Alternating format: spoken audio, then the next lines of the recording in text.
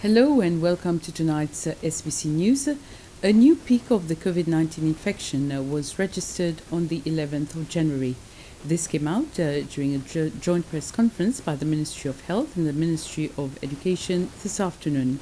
The Public Health Commissioner, Dr. Jude Gédéon, said that as of yesterday, there was a total of 5,546 active COVID cases in the country. Most cases, 5,062, are on Mahé, 251 on Praslin, 218 on La Digue, and 15 cases on other islands. Dr. Gédéon said that in terms of proportion for La Digue and Praslin, these are high figures for their small populations.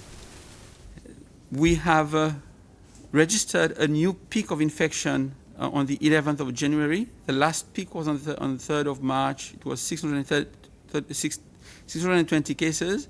The new peak is 758. And the trend that we're seeing, unfortunately, is still an upward trend.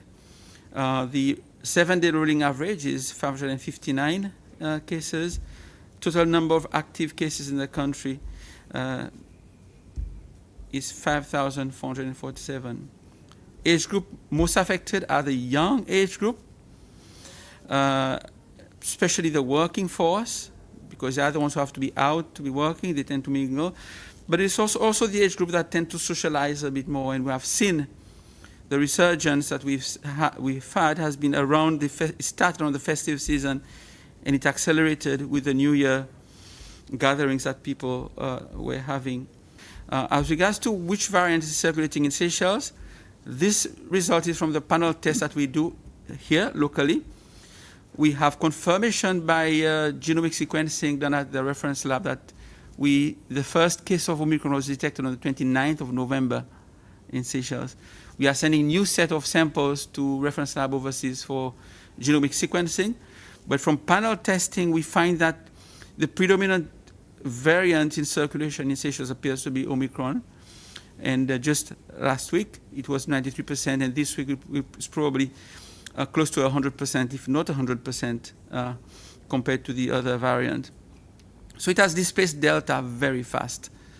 As regards to mortality, we're seeing cases of reinfection as well. Recent reinfection in January has been significant compared to previous months, partly due to the new variant. And the Public Health Commissioner said that in the total mortality cases registered last year, 8 deaths were registered in December. He said that the majority were not vaccinated, and among those vaccinated, they had severe underlying health conditions.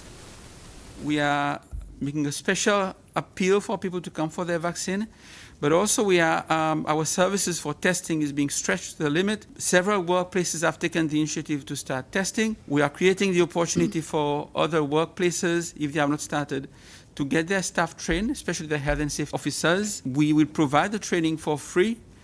If you can email one of these 2 emails or both, and the training will be organized. You'll be informed. It's a 1-day training. It's both theory and practical.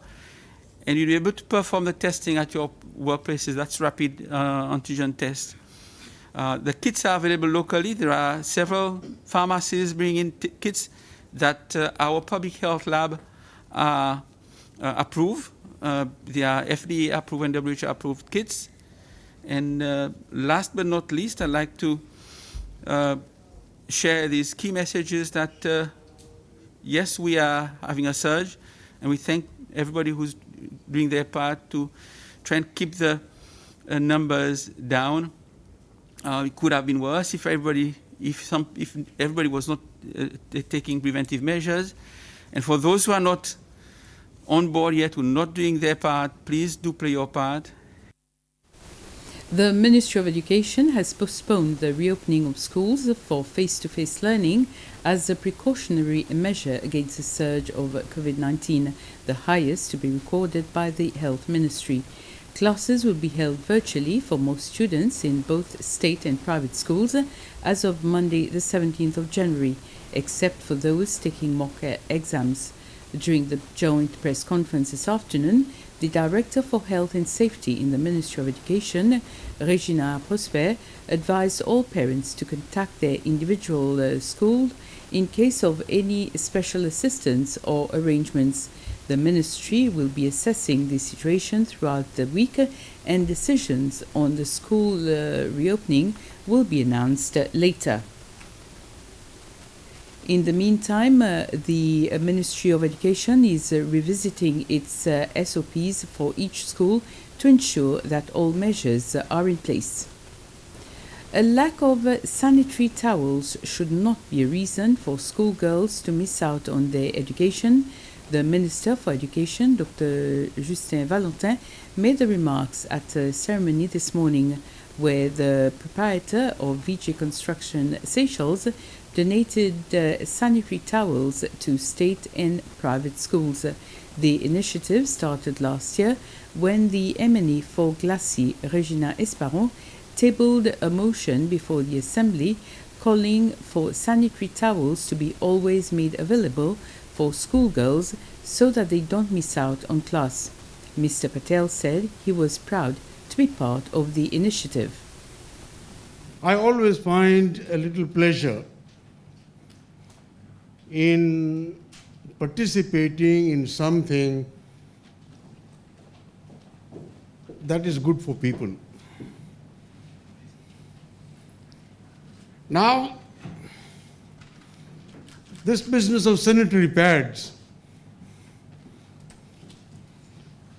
it's an essential thing. I know about it because I have been participating in this in other places. But it didn't occur to me, I will be honest, it didn't occur to me that there is a need here. So when that subject came up, it quickly ticked in my mind. So it is my pleasure that I am given an opportunity to participate in something that is necessary and good for people.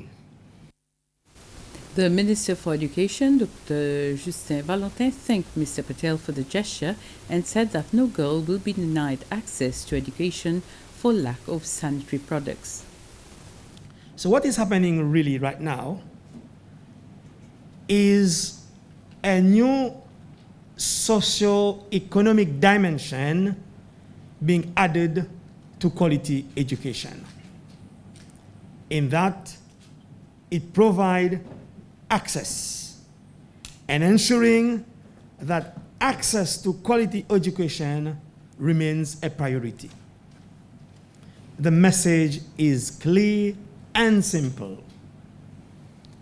No girl will be denied access to education because of inability to access sanitary product. The head of the United Seychelles Party, Dr. Patrick Amini, said that in addition to informing the Office of the UN Commissioner for Human Rights of the gravity of human rights violations in Seychelles, he had also briefed other institutions on the issue.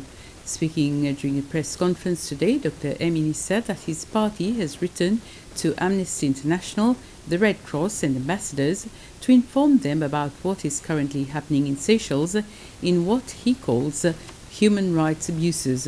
Dr. Amini said he had not contacted local authorities on the matter as it was the Human Rights Commission itself which published the report. The Central Bank of Seychelles has lifted the conditions suspending operations of Thomson Seychelles Limited, permitting the Bureau de Change to resume its operations of buying and selling foreign currency only in the form of notes, coins and travelers' checks effective today. The CBS has in a press communiqué said the decision to lift the suspension on the operations of the BDC imposed on the 7th of December last year is in accordance with Section 53.3 of the Financial Institutions Act 2004, having considered the outcome of an investigation by law enforcement authorities against an administrator of Thomson Seychelles Limited. And that's it for now. I'll be back with all the day's news in Creole in just under an hour's time.